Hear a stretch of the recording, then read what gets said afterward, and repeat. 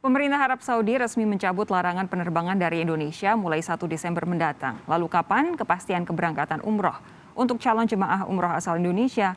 Kita bahas bersama Konjen RI di Jeddah, Eko Hartono. Selamat malam Pak Eko, selamat sore waktu Jeddah. Selamat sore Mbak Sofi. Lalu ada Ketua Komisi 8 DPR Yandri Susanto. Pak Yandri sehat? Alhamdulillah. Assalamualaikum Mbak Sofi. Waalaikumsalam. Ketua Dewan Pembina Aspurindo, Hafidz Taftazani. Halo Pak Hafidz, selamat malam. Assalamualaikum. Assalamualaikum warahmatullahi wabarakatuh. Oke, saya ke Pak Eko Hartono terlebih dahulu. Ini pasti jadi kabar gembira buat masyarakat Indonesia, pemeluk agama Islam yang ingin segera mengobati kerinduan ke Tanah Suci.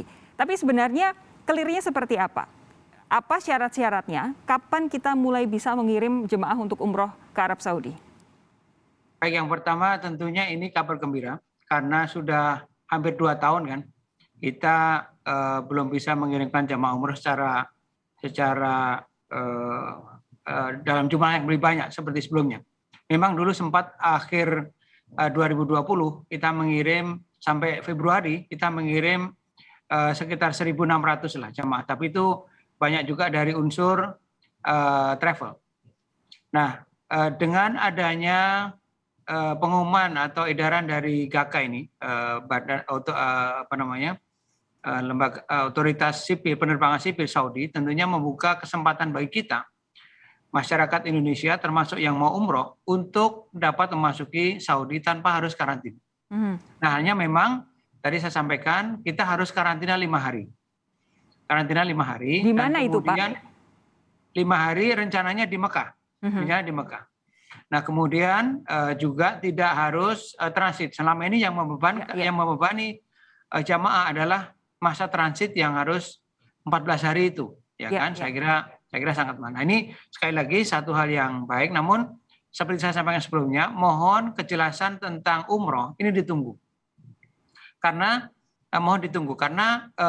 saat ini tim dari Jakarta juga sedang ada di Jeddah ini untuk membahas lebih lanjut teknisnya. Mudah-mudahan nanti hasilnya bisa akan segera keluar terkait dengan umroh. Sepertinya ini akan ada sedikit pengaturan yang lebih detail lah tentang umroh itu secara umum ya. Penumpang dari Indonesia dan juga tadi 5 negara lainnya itu sudah boleh masuk. Nah, ini detail mengenai umroh kita tunggu. Mudah-mudahan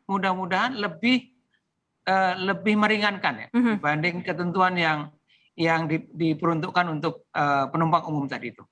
Pak Eko, jadi begini, yang kami tahu saat ini adalah Desember ini sudah mulai dibuka, berarti per 1 Desember sudah bisa mulai? Insya Allah ya. Oke. Info terbaru ya dari teman-teman di lapangan bahwa e-visa umroh insya Allah sudah bisa diterbitkan besok. E-visa umroh. Nah, ini yang tadi dalam pengantar tadi sampaikan bahwa satu yang perlu kita tunggu adalah dibukanya e-visa umroh. Begitu e-visa umroh dibuka, berarti tanda bahwa pemerintah Saudi sudah mulai membuka masuknya jamaah umroh. Selama itu belum dibuka, apapun juga isu di luar itu tidak akan berpengaruh. Nah, ini alhamdulillah insya Allah besok sudah dibuka e-visa umrohnya. Kita cek besok apakah e-visa umroh itu sudah dibuka. Tapi kalau memang sudah dibuka, berarti ada kewajiban untuk karantina 5 hari di Mekah, begitu? Sampai itu ditinjau kembali ya, khusus untuk umroh ya. Memang ketentuannya begitu 5 hari. Ini kami menanti dengan harap-harap mudah-mudahan ada perkembangan lain ya selain 5 hari itu. Saya belum bisa memberikan kejelasan lebih lanjut kepada publik. Tapi paling tidak sampai dengan sejauh ini ada ketentuan 5 hari karantina setelah tiba di Arab Saudi, yaitu di Mekah. Tetapi tidak lagi seperti dulu yang kita harus melalui transit di negara ketiga. Jadi ini lebih ringan ya syaratnya dibandingkan sebelum-sebelumnya ya Pak ya? Ya. Baik. Betul. Pak Yandri, saya mau dapat tanggapan Anda ini, kira-kira kesiapan kita, masyarakat ini kan sudah banyak yang pengen begitu kembali ke Arab Saudi untuk beribadah begitu. Tapi kalau dilihat kondisi saat ini, apakah kita memungkinkan mengirimkan jemaah dari Indonesia dengan betul-betul aman dan menjaga keselamatan mereka? Ya, terima kasih Mbak Sofi.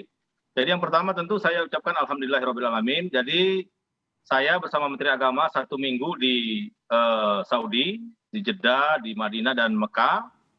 ketemu dengan para pihak yang memang berkompeten untuk mengambil sebuah keputusan, diinisiasi oleh Pak Kunjen, ini Pak Eko luar biasa, sehingga pertemuan-pertemuan itu alhamdulillah lancar dan saya menilai sangat luar biasa progresnya, sehingga apa harapan kita termasuk jamaah seluruh umroh di Indonesia, termasuk mungkin jamaah haji nanti, itu kelihatannya sudah menampakkan tanda-tanda yang sangat positif.